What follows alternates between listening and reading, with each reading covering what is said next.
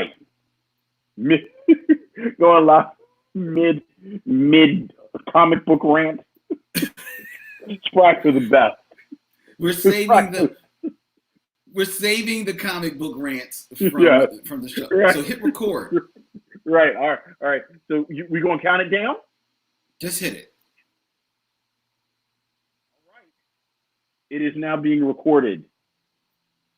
Very good. Very good. And ladies and gentlemen, welcome. You are looking live at the Micheaux Mission. 2 men, 1 podcast. Every black film ever made. My name is Len, aka the Bat Tribble. And as always, I'm joined by my partner. Hey, this is Vincent Williams. Tonight, ladies and gentlemen, we are streaming once again live on Facebook in our Facebook group, The Micheaux Mission, as well as streaming live on our brand new YouTube channel, The Micheaux Mission. That's right. We're on, and we're new to YouTube. We're new to our Facebook Live with our coronavirus weekly. Well, I shouldn't say that. It's hey, how you doing? We're here, ladies and gentlemen.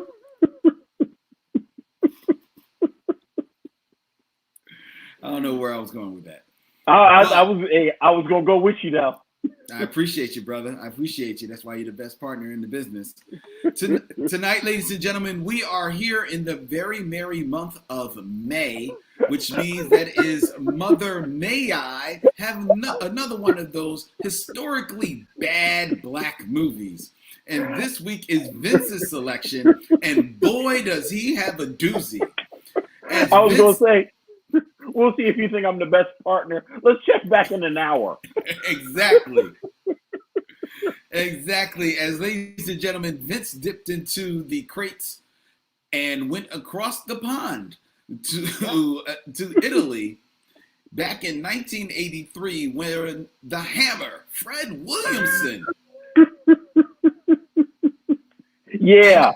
In what was obviously a drug-infused days, was hired to star in Warriors of the Wasteland, aka the New Barbarians. The New Barbarians. Which we will be reviewing tonight on the Micheaux Mission. Yes. And yes. I have some choice words to share with you, Vince, later on in the show. Will they be in Italian? If they were in Italian, I would not have to edit them. However, they are not in Italian, so you will be getting the FCC safe version of these words when I share them with you in a moment. But before we get there, ladies and gentlemen, as always, we kick off things here on the Micheaux Mission with all of your feedback that you hit us up on social media and via email. Apparently, Vince, having a show on the YouTubes brings with it its own very special brand of commentary from the people that are watching it. Oh, okay. Well, that's good to hear. Apparently, of all the people who hit us up on YouTube, each and every one of them, if they are to be believed, want to be our friend. We must have gotten about 20 individual comments on YouTube, and all of them saying, hey, awesome video. Want to be my friend? Great video. Want to be my friend? That's a funny show. Want to be my friend? I think the trolls have found us. Oh, okay. All right. Oh, you thought that was legit? I look, man, look. I thought maybe it was people being friendly. No. They're not being friendly? They're not being friendly? So I should have sent that guy my social security number? That was a bad move. Yeah, Vince. That was a bad move. Patrick Donovan hit his. that my mother's maiden name, those weren't good things to email to people? Okay, let me jot that down. All right. Yeah. You may want to stop going through our junk mail folder. Right. Just, the name of my first pet, I shouldn't have shared that. I thought we were just being friendly with each other. No, Vince. Just stick to the emails that I forward to you, okay? Got you. All right. Patrick Donovan is watching us on YouTube and said he has been waiting for May all year. Well, thank you, I think, Patrick. People love I know when we review bad movies. I know. Well, we got one for you tonight, Patrick. Lord Jesus, do we? What is it? Why do you think people enjoy the bad movies, Vince? What is it? What is it that... We'll save a lot of this for the review, but there is a certain amount of charm to a truly bad movie. Like a truly bad movie, I think there is something charming about them. And certainly I think if you are in a certain age group, which you and I are in that age group, that's true. There's, I don't know, I'm always nostalgic when I watch one of these truly bad movies from that moment in the 80s where they were trying to, like between the new cable stations and the video stores that were just hungry for product. Right. And then it was like the advent of the camera technology that was a little cheaper. That's true. you could tape on VHS, and it was just this glorious schlocky moment. That's true. And I think there's a certain charm to a lot of these movies that people are pulled in by. Let's see how much charm our listeners found in our review last week of the Johnson Family Vacation. Okay. Let's see. Gregory Green hit us up and said that Cedric is not a funny dude to me, but this is probably the best film that he has done because of Vanessa Williams. Oh, okay. All right. I don't know if Vanessa Williams bringing a whole lot to the yard in this film. I like Vanessa, but she definitely looks like she's in coast mode on this. Well, here's the question. What other films has he been in that kind of jump out at you, if any? Cedric the Entertainer. Cedric the Entertainer. Films. He was in he's in top, is it top 5 that he's in? Right, he's in that one scene in top 5. Yeah. And which is hilarious. Yeah, he's good in that. And then he's in he's something else. I saw him and it wasn't bad and I can't remember. I'm not gonna pull it. I mean, nothing else really comes to mind. Yeah. When Gregory said it, I was sitting here thinking, I don't remember a lot of film work he was in. I feel like he was in a version of that movie that Jackie Chan made with like the tuxedo that gave you like karate powers. Mm-hmm. Or am I mixing him up with Jackie Chan, which is fairly easy to do in my defense. That is 100% not easy to do. And that actually is pretty damn sad. Let's see. I'm looking at his filmography now. Oh, that's right. He's not bad in the barbershop films. That's what it is. Oh, yeah. I like him in the barbershop films. Yeah, so he's not bad in that. You know what? He's in Talk to Me. The Don Cheadle movie. He sure is in Talk to Me. Because he plays the other DJ. He plays the other DJ. Yeah, that's right. And he's kind of good in that. Yeah. He's kind of good in that. He's also there was another one I saw looking at his filmography that he wasn't. He's done a lot of voice work. He's been in more than a few cartoons. Okay. And that's pretty much it. Yeah. He unfortunately executive produced and starred in 2005's The Honeymooners.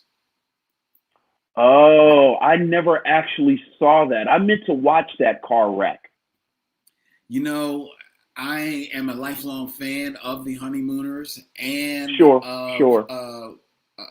Jackie Gleason, Of the course. star of the Honeymooners, and Cedric the Entertainer just didn't strike me as someone who could pull off Jackie Gleason's physical comedy.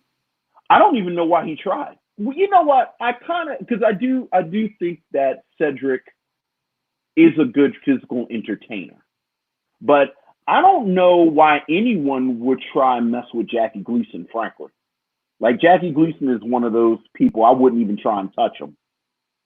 I mean, but it's why they do. I mean, I don't know why you would try to touch the Honeymooners, but look, you know, there are some who would say, why would you try and mess with the Odd Couple? Yet the Odd Couple has been done 10,000 different ways. You know what I mean? So Terribly though. Like I mean, certainly the television show is a different beast than the play slash movie, but right, but no one has ever done the Odd Couple as well as the television show or the film. right. Those two teams of men individually. Right. You're right. You know what I like though? It's so funny. We're here. Randomly caught the last half of Eddie Murphy's Nutty Professor the other night. Okay, the first one. The first one. That is a solid film. It is. It That is is. a solid film. And if you would have asked me before it came out, do you think anyone could have remade the Nut? Because I think the Nutty Professor is such a great role for Jerry Lewis, and such a role that it was difficult for me to separate it from Jerry Lewis, both as Buddy Love and as the Professor. But Eddie Murphy did a solid job. So I guess I'll. Yeah, I think he did a solid job too. I think he did a good job on that film. I think it's diminishing returns on all of the sequels, but the first one, which keeps more in lockstep a remake of the original film, is good. And I will agree with you that I do think the Nutty Professor itself is a good role for Jerry Lewis, and I think that for Eddie Murphy, it provided an opportunity for him to have maybe a little bit of meta commentary on younger Eddie Murphy. You know what I mean? Well, I think that was the Nutty Professor thing with Jerry Lewis. Like, depending on who you believe, like Buddy Love was his riff on Dean Martin, or Buddy Love was his riff on himself. Because Jerry Lewis, the sort of creator, was always an entirely different person than Jerry Lewis, the ballet days. Right, right. Well, I believe that Jerry Lewis' interpretation was definitely a riff on Dean Martin. I don't think Jerry Lewis has ever done enough introspection of himself that he would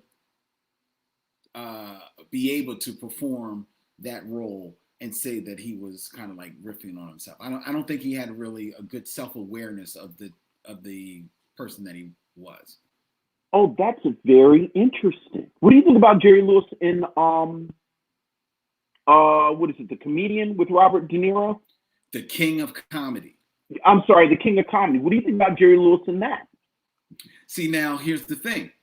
I think Jerry Lewis is good in that film, but I think Jerry Lewis is doing a slightly harder edged Johnny Carson in that movie. Because so Johnny you don't Carson, think he... No, I don't think he's doing I'm sorry, himself. Go ahead. I don't think he's doing himself.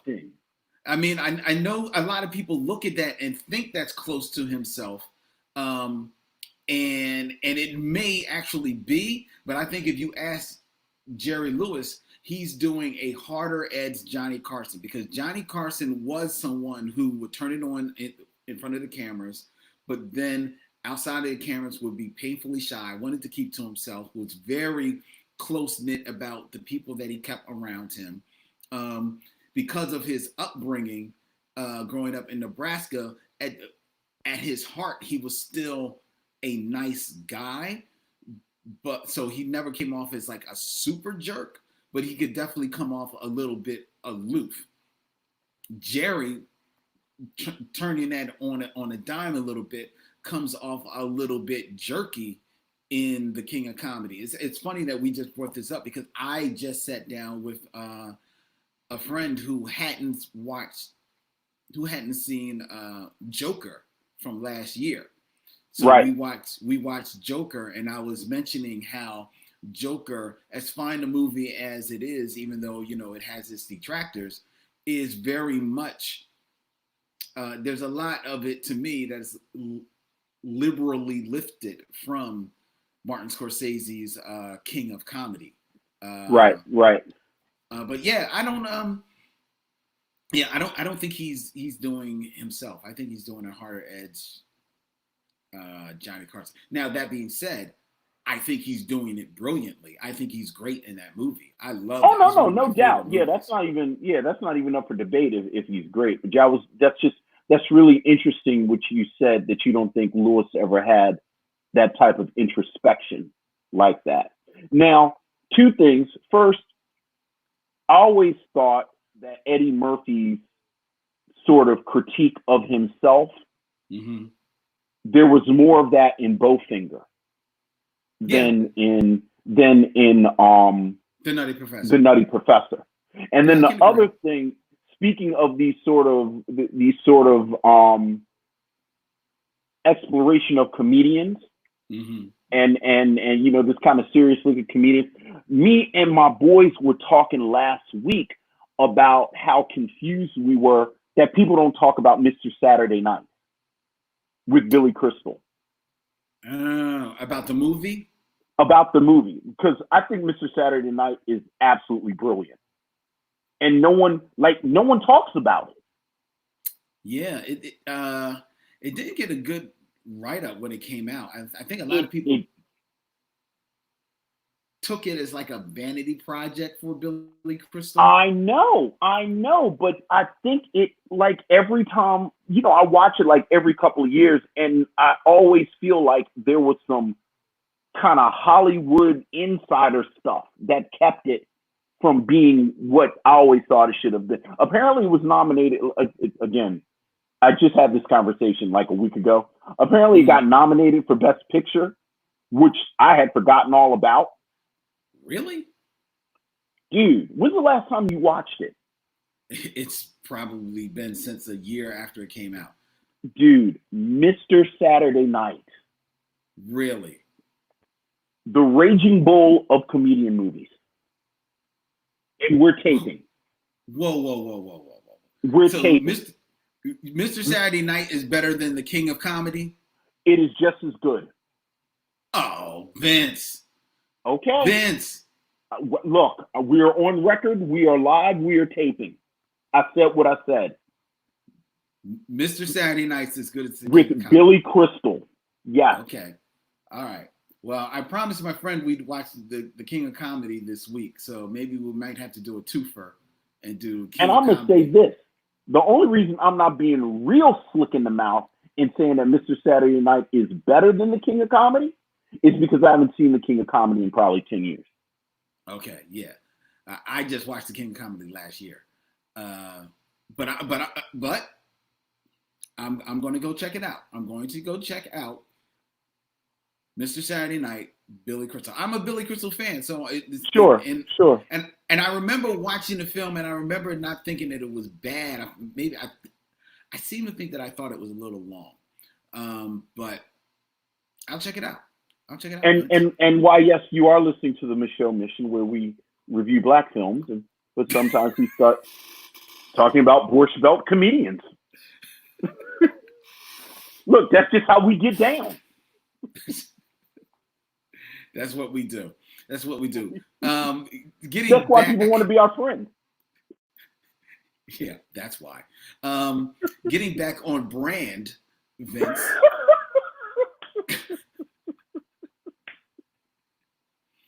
Netflix. Portions are so small. I'm sorry. It's my favorite Borscht Belt joke.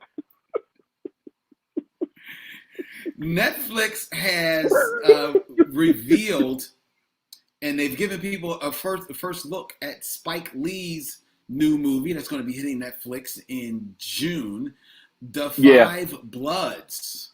Yes, sir. This film is Spike Lee's story of 4 African-American Vietnam veterans who returned to the former war zone to track down the remains of their fallen leader, along with a treasure that they buried near his body. The film stars Isaiah Whitlock Jr., Delroy Lindo, Norm Lewis, Clark Peters, and Jonathan Majors.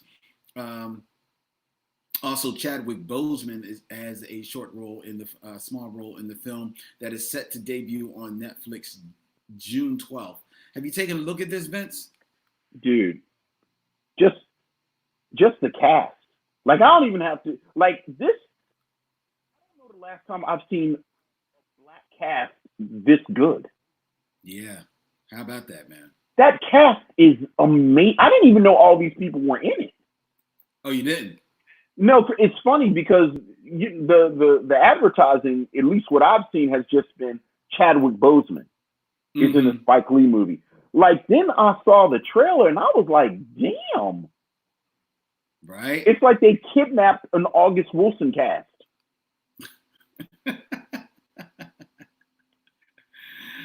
That's true. That's true. I mean, think about it. To me, to have a movie that has 3 extremely underappreciated actors in it. Clark Peters, who I don't know. I'm sure he's been acting on stage and in television for a while. I know he was on HBO's Treme. But that's more than a few years ago. And he is getting renewed appreciation with a lot of people staying at home. They're rediscovering The Wire.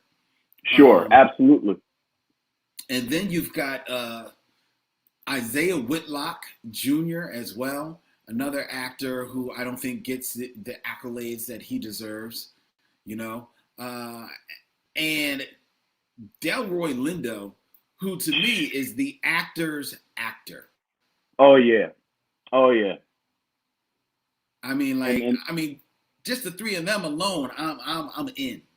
I know. And then Jonathan Peters, who's one of our new favorite actors. Yes. We talked about The Last Black Man in San Francisco, and he's going to be in Lovecraft Country, which we just talked about a few weeks ago. And then I didn't know he was in this. Yeah. I mean, this movie, I'd be interested to I'm interested to see what Spike Lee does with this, Yeah, me too. He's been doing some very interesting work for the last few years. And I think having probably begrudgingly embracing the avenue that something like Netflix can provide for him, I hope has kind of like reinvigorated and recharged his batteries, Yeah, hopefully. So looking forward to that a great deal. Yeah. This will be some good stuff, man. I can't wait. June 12th. Really looking forward to that. The Five Bloods. I like the title too. Yeah. That looks really good. Another thing that's sticking in the world of Netflix real quick, and because right now according to Netflix, it's the #1 movie on Netflix. Terry Crews is John Henry. Look. I've not watched it yet, but that's the word on the street. That is the #1 film on Netflix.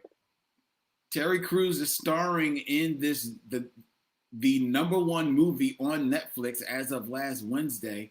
This film, which is the debut from writer-director Will Forbes, kind of gives a South California twist to the historic story of the incredible African-American man, John Henry of folklore, known from the 1800s seen with his mighty hammer as he banged in railroad spikes all across the country.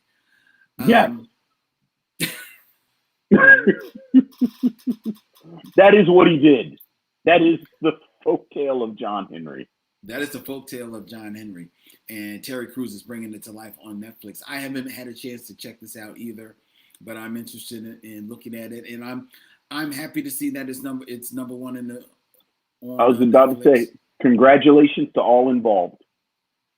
You got to celebrate, speaking about, Spike Lee now embracing Netflix. Speaking about this film having its debut on Netflix. So we spoke about a few weeks ago about Uncorked, which showed up on Netflix. And one of the biggest events of Netflix in this year has been When They See Us.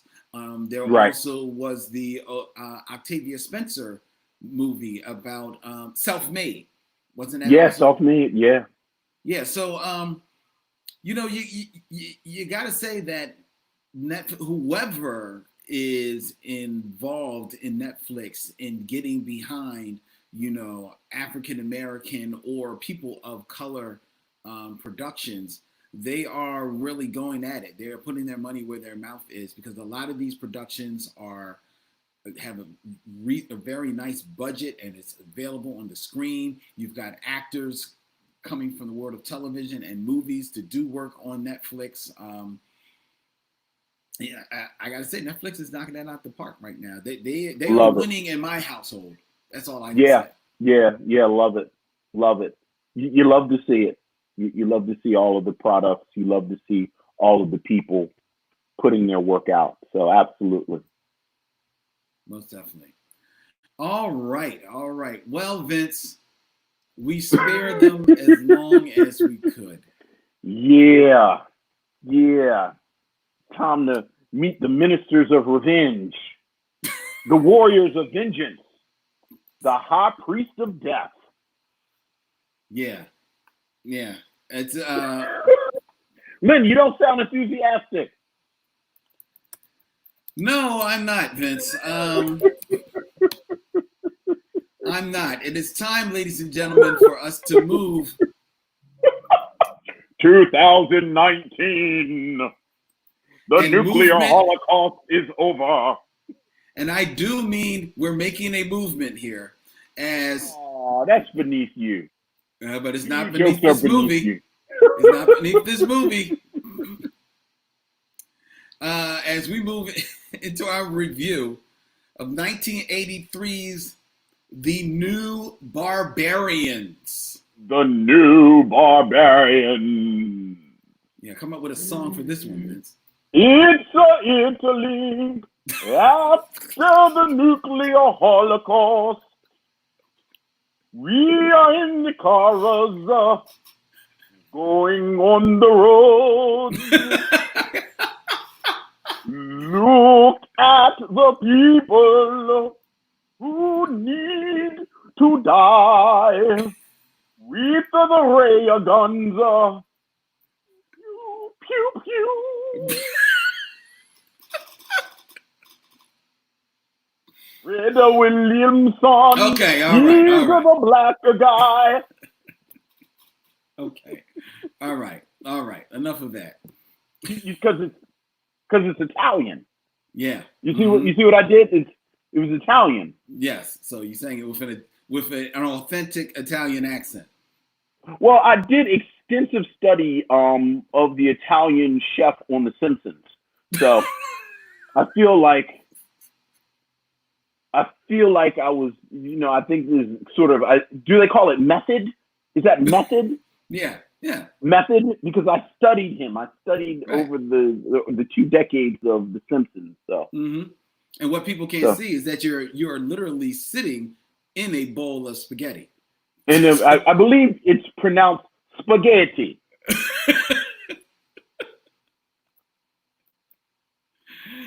All right. Anyway.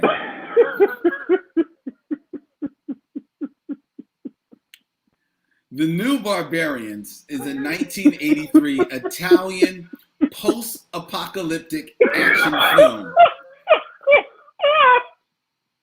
Yeah. directed by Enzo Castellari, and starring Giancarlo Crete and George Eastman. Nothing about that sounds like a black film, does it, ladies and gentlemen? Oh, but wait. Fred Williamson is also a star in this film, along with Timothy Brent and Anna Kanikis. This movie, which purports to take place in the year 2019. 2019. After a nuclear war has reduced humanity to a few starving groups, a ruthless gang, the Templars, constantly raid settlers in an attempt to exterminate everyone in order to purge the earth.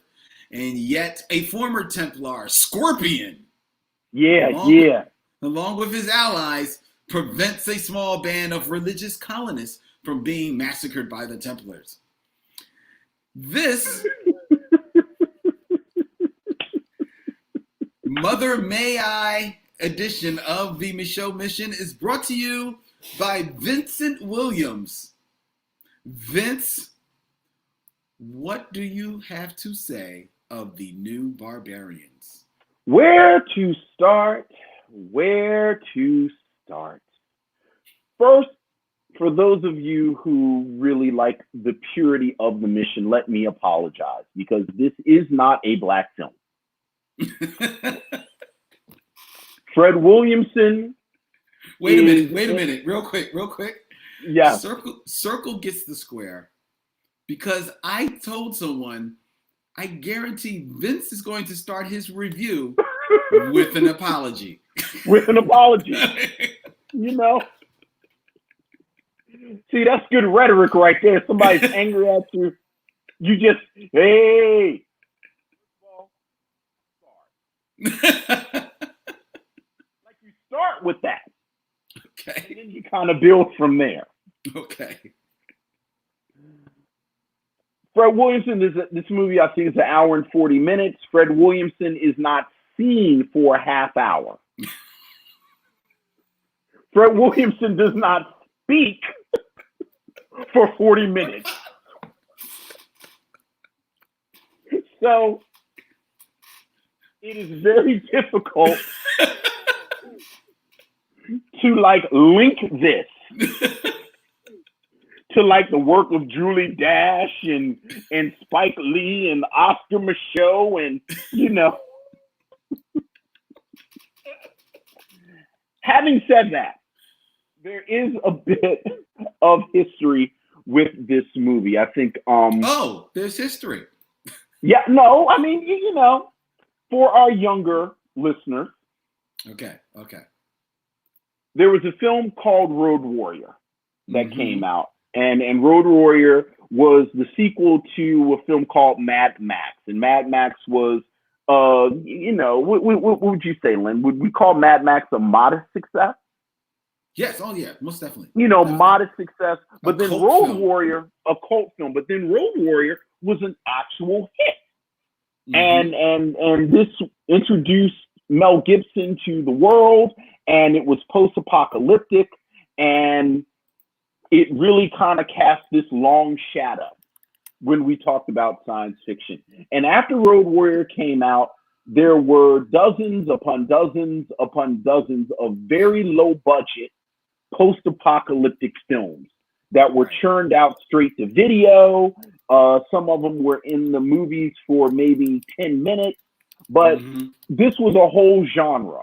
And we've talked about film companies like Canon previously, and they just did all this stuff. And I have to say, Lynn, surprising no one that has known me for longer than 10 minutes, I love these movies. I absolutely loved these low budget movies, these low budget post-apocalyptic films. And I don't know if I saw this film or not, but this looks like something that I would have eaten up when I was 13, 14 years old, that was on at 1 o'clock in the morning. And this is, as Lynn said, the plot and as much as it is, but I mean, it's not really a plot. This was an excuse for these people to kind of dress up in outfits, and they kind of put some steel on some cars, and they rented 2 dirt bikes, and everyone just sort of drives around in circles for an hour and 40 minutes. But that's the formula. Like, you go out in the desert, you go out and you drive around in circles, and you have these cars, and some guy has a mohawk. Of course. There are a few things that I do think make this film stand out, and a couple of those things do have to do with Fred Williamson. As we said, Fred Williamson is the reason that we talked about this movie.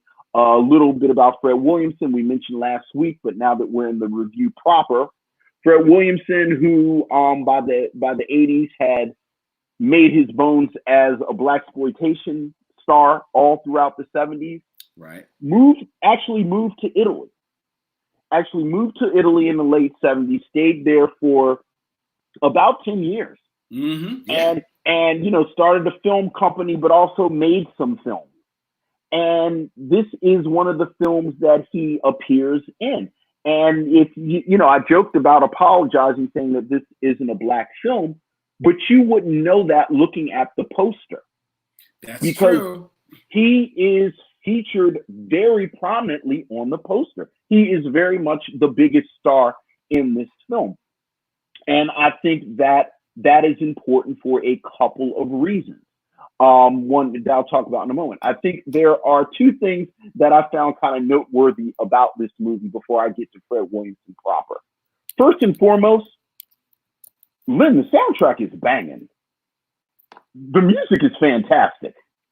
What? That 80s synth, Claudio Simonetti, who's the composer, he actually has done a lot of work, including, I'm not a horror guy, but did you watch, what is it, Suspira? Who? The Italian classic film Suspira? I might be pronouncing it wrong. It's like Suspira. Superior. Superior. Like, he was the composer for that. And he was a working composer. And I love the music in this. Like I said, the music in this movie. The music in this movie. That kind of post-disco, pre-electronica, very synthy. Oh, I love the music. I absolutely love it. Are you serious? I am 100% serious that I love the music in this film. I love the score. I thought it was fantastic. The second thing that let me know this was an Italian movie, so very low budget. Right. Which means that I think they probably went to, I don't know, secondhand shops or they kind of reused some costumes from other movies. Mm-hmm. Lynn, some of the clothes were fantastic. Did you see the scarves that some of these dudes had on? The scarves. There were a couple of dudes with some really nice scarves. There were at least 2 dudes with jackets that I said, those are nice jackets. That I said, well, it's Italian. Scorpion's pants? Did you look at Scorpion's pants? Please, you are joking. You are really joking right now. Serious. You are joking. Scorpion's outfit fit him like a tailor had cut it for him. I am dead serious. As someone who has watched a million of these movies, the costumes stood out for me. Yes, they absolutely did. Oh my God. Fred Williamson, the 2 things that let you know this was Fred Williamson.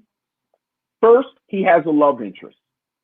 He kind of plays a sidekick, but he gets a love interest. And I said, yeah, part of Fred Williams said, you're going to have me in here, I'm going to have a love interest. The second thing, there's a very confusing rape scene in this film. I was wondering if we were going to get to that. Where I am 100% sure that the first draft of this script, that was supposed to happen to Fred Williamson. And he said, yeah, I'm not doing that. When's the last time you saw a film where the male protagonist got raped?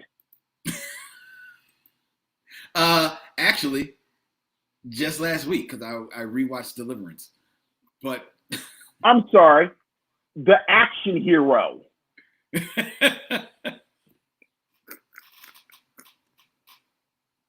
said, is this almost? And I said, well, that just happened. Yeah. It happened. And it was very, very disturbing when it happened. But, especially when he couldn't walk afterwards. Lynn, is this or is this not Mother May I? This is indeed Mother May I. Well, Mother, you may.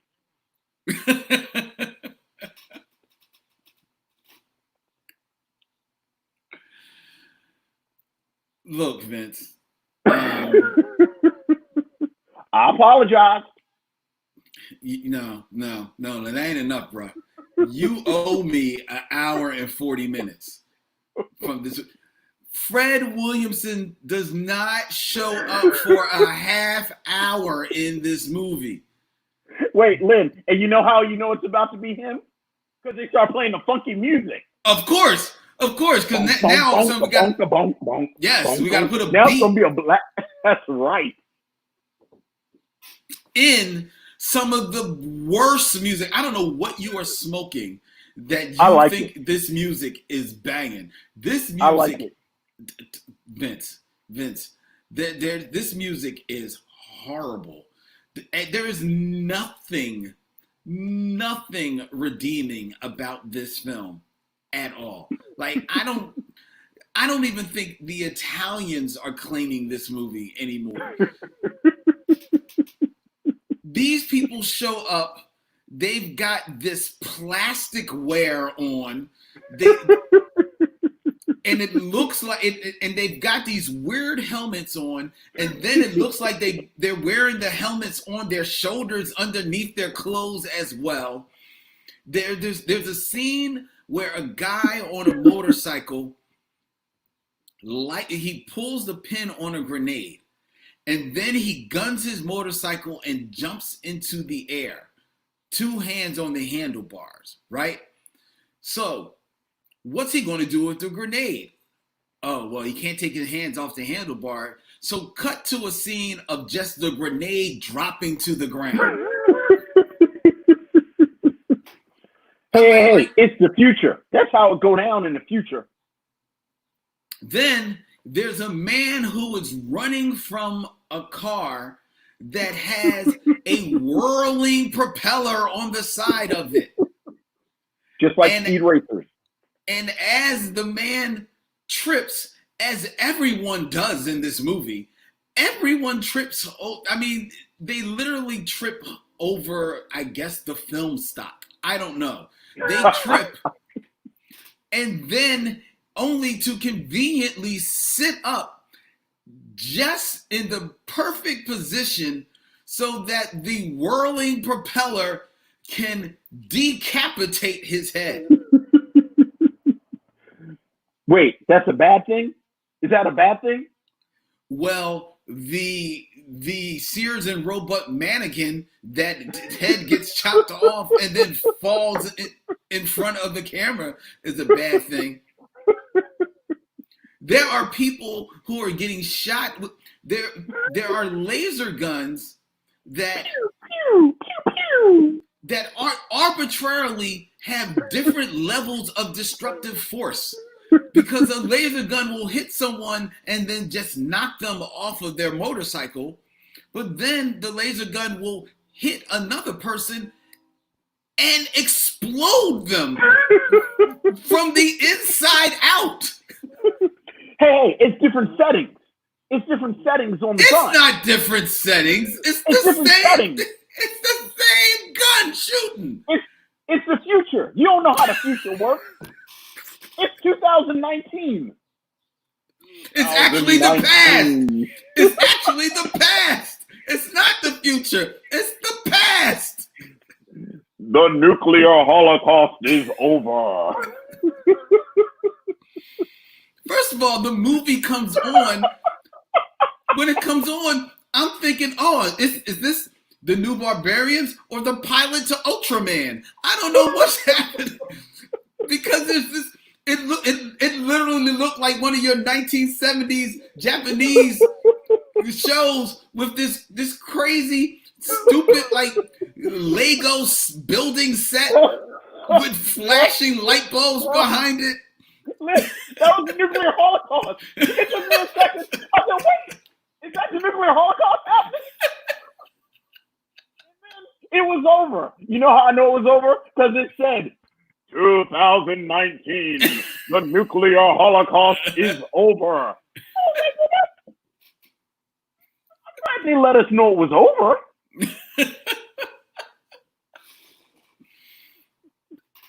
Man, look, man, this was such a waste of time, Vince. Oh my God, this was such Come on, man. Fred Williamson had arrows that blew dudes' heads up. Fred Williamson. He was doing bows and arrows that blew up stuff, like the Duke boys. Remember the Dukes of Hazzard used to put explosives on the end of their arrows? Yes. What was that about?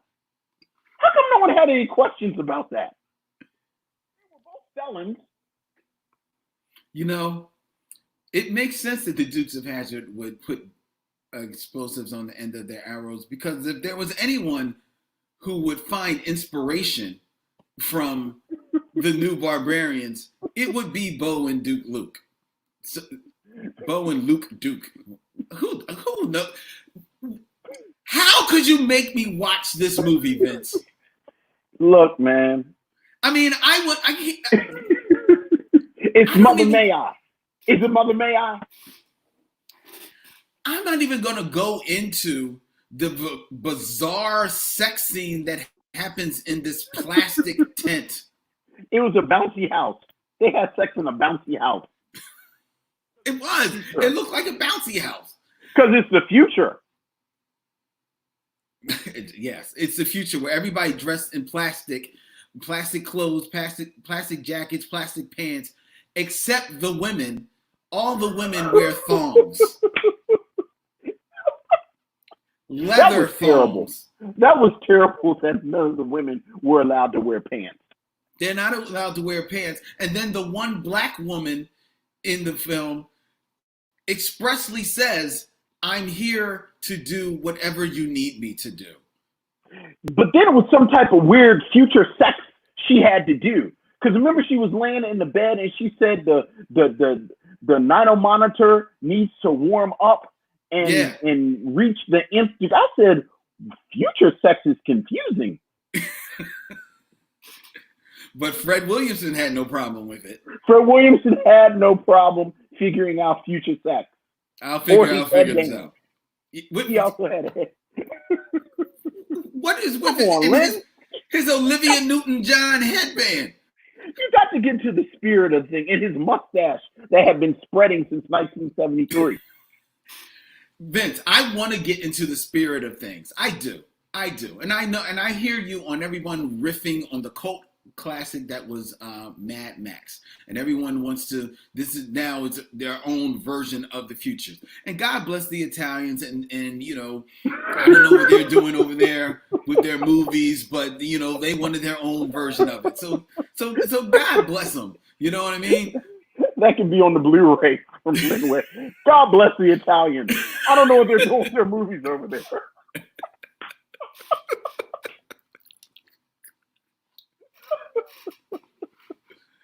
I'm just saying, man, this thing was, I mean, like you said, there's no story to go deep into, ladies and gentlemen, because there's nothing to the story except that the rape scene that Vince is talking about of the lead Scorpion. Yes. It comes about 3/4 of the way into the movie. You should be ramping up to the end. Right. Oh, but no, wait for this message from Trojan. And why? Like, where did it come from? I Like, know. were the stakes this high? Like everybody's driving around in a circle. It's people that that got shoulder patches and like mohawks and it's like some dune buggies, and it's actually, dare I say, kind of light and fun. It's like, okay, the guy's pontificating, and again, he refers to them as the ministers of revenge. I was like, well, that probably looks good on. And then all of a sudden, there's rape. I'm like, how are you gonna drop this in the middle of this movie? Well, I wonder. Okay, let me put on my actual movie hat. Okay, all right. Is this set up earlier in the film? Robert Monroe is digging your fishbone shirt, Vince. Just showing to Party at Ground Zero, baby. Party at Ground Zero. Is the whole idea set up earlier in the film by the character One, who's he's the lead Templar. He's the one pontificating, right? And probably why they call him One. Right. And we learned earlier in the film that Scorpion used to be a Templar, who, but he's now going on to the side of righteousness, and I think it's because Templars don't wear lambskin. Oh no! Scorpion has a full-length lambskin, sheepskin coat. That piece of fashion, I'll give. I was about to say that coat was hot. That's what I'm talking about. It's like 3 or 4 dudes in there that have one of these coats, and it's like, okay, that shit's kind of hot a little bit. So that was fly. That was fly. I'll give you that. But One kind of you let on earlier that One had a previous run-in with Scorpion. I'm assuming when Scorpion chose to lead the Order of the Templars, and in that run-in, Scorpion proved to be the better of the two. Who he was the tougher of the two, the better fighter between him and One. And it appears that One, who for most of the movie, like you said, is just seen pontificating and seen with a snarl on his face and a raised eyebrow, has been just fiending and waiting for an opportunity to get the better of Scorpion. And when his men finally are able to corral Scorpion and bring him into his clutches, he now has to take out all of his fury, all of his embarrassment that he felt in front of his men. And he wants to, in his mind, inflict that same embarrassment, that same humiliation onto Scorpion. And there is no other way to do that than to truss up Scorpion, to have his arms pulled to his side, and then to forcibly make Scorpion bend over, put his head in between his knees as One rips down his pants, and then to the psychedelic faux disco that only Italian movies can produce, One enters into Scorpion. Yeah, but like you just said, they had this really elaborate apparatus set up as if, and then like the people stood around like this was a ritualized thing that happened. But up until this point, there's no, again, like this is not that film. This is not that film. There's a lot of phallic imagery in this film. There are guns coming out slowly from cars. There is a drill that you get a very intense close-up of in this movie. Yeah. Well, after that scene, everything was like, I was like, sometimes a cigar is a cigar, but after that scene, I was like, this is terrible. Including the scene you're talking about, where slowly the drill comes out of Scorpion's car. Yes. Goes into One's car and kills him. Yes. And did you notice it went into, how did it into enter? His feet. Yeah, into it. Yeah, I noticed. Yeah. Mm-hmm. Here you go, Lynn. In the new Barbarians, I thought that was in poor taste.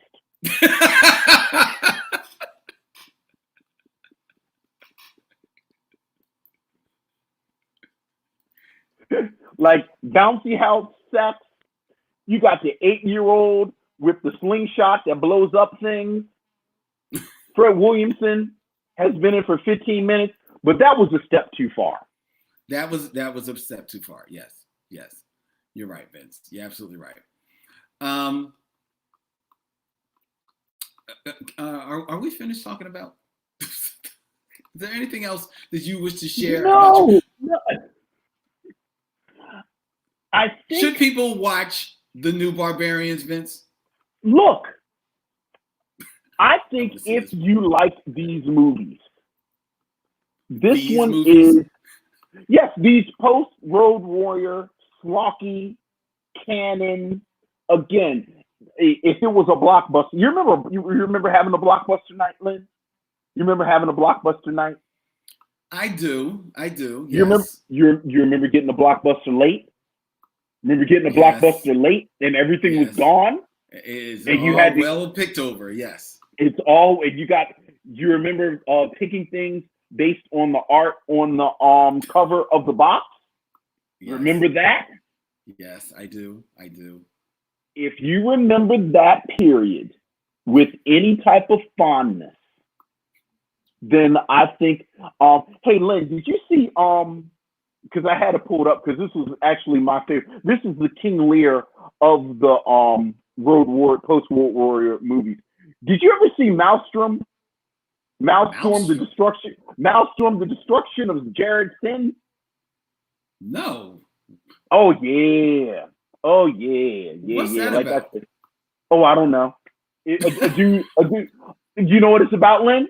It's a dude in some kind of dune buggy driving around in the desert, and some stuff happened. Like Jared Sin was a sorcerer and a bad guy, and somebody had a hook for a hand, and it was some stuff happening. That's what it was about. Mm-hmm. And the dude who fought against Jared Sin had on like some type of vest. He had on like a vest. He had a vest on. With no shirt on. Mm. It was the future. It was okay. Buggy. And if you like those kind of movies, right? I think look, I think there are worse ways to spend an hour and 40 minutes. I thought it was hilarious. It's terrible, but I thought it was hilarious. Hey, Lynn, you ready for this? Yes. If I had to pick between this and a Johnson Family Vacation, I'd watch this. Right. Oh no. I would watch a Johnson Family Vacation I'd watch it on a loop before I watch this movie again. I'd have a better time. I'd laugh more than you would. That's not saying much. I'm saying exactly. Them having sex in the bouncy house was yeah.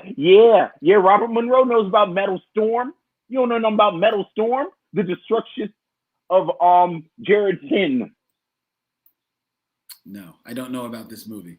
I won't know about this movie. I won't learn about this movie. I'm mad that I know about the new Barbarians. But I do, and there you go. It was like 3 or 4 of these post-apocalyptic movies from Italy. Like, did you look up the dude? Did you look up the director? He directed like 2 other movies like this. Enzo Castellari. Excuse me, Enzo Castellari. No, I did not look up the filmography of Enzo Castellari. Let's look up his filmography. You don't want to follow his work? Let's see. He did 1990, the Bronx Warriors. He did New Barbarians. Escape from the Bronx. Yeah. Oh yeah. And Tuareg, the Desert Warrior. Tuareg, the Desert Warrior. How do you not want to watch that? I've somehow found a way not to watch that, Vince. Escape from the Bronx. Wow. Okay. And that one with 1990, I can guarantee you it's set in the future because it was the future. Yeah. Don't go see New Barbarians, ladies and gentlemen. Save yourself. Run away now. Run away. And New Barbarians is so bad It is so bad. And I know that there are people out there who follow us and like to watch the films as we are watching them. New Barbarians is so bad that I can't even choose the film that I wanted to choose this week. Oh, no, really? Because this is too bad. And if I subjected you to the one I was going to choose, we'd lose subscribers. Did I break Mother May I? You broke Mother May I. You did. You did. I've got a bad movie. It just I couldn't go this low. I couldn't go that low for next week. But before I tell you what that film is, ladies and gentlemen, I invite you to send all of your feedback. Email us at micheauxmission@gmail.com. You can also like and follow us on all the social medias at Micheaux Mission. We're very easy to find. On Facebook, we have a page, The Micheaux Mission, which you can like. And we have a Facebook group, The Micheaux Mission, which you can join, where we have a lot of fun talking about movies with all of our fans and where we air our weekly show on streaming for their viewing pleasure. The Micheaux Mission is available as a podcast, any place and every place that you find podcasts, on iTunes, SoundCloud, Stitcher Radio, Google Play. It doesn't matter. If you find a podcast, look up the Micheaux Mission. We're there. We're also proud members of the Podglomerate Podcast Network. The Podglomerate, curated podcast just for your listening pleasure. We're also, the Micheaux Mission is a radio show that you can hear in an edited form every Saturday at 1 p.m. on WPPM 106.5 FM, Philly Cam, People Powered Media here in the city of brotherly love and sisterly affection. And you can wake up with the Micheaux Mission every Monday morning at 9 a.m. on 91.7 FM, WKDU, the voice of Drexel University. And if you really want to help us, do like a whole lot of fans have been doing, go to our website, themicheauxmission.com, and hit swag and buy one of our cool t-shirts, sweatshirts, paraphernalia. We've got tons of designs, and we got more designs coming in the next few weeks. So check it out, because every sale really helps us keep our show free for you. So we really appreciate that. All right, Vince, next week, okay, I'm sparing you. It's a bad film. It ain't that bad. I'm only going back to the year 2000. Okay? Okay. And this is a screwball comedy. Okay. Right? And it was written and directed by that tour de force in the entertainment business known as DJ Pooh. Okay. Faison Love, David Allen Greer, Nimbushe Wright, and starring Brian Hooks. Next week, we will be watching 3 Strikes here on the Micheaux Mission. Now, where'd this come from? Because I couldn't subject them to the film that I was going to select. I'll tell you why. The film that I was going to select, in all good conscience, is not a black film. I already know it's not a black film. But I was going to select it because it was just such a bad film that I wanted us to review it. But no, you had to spoil it.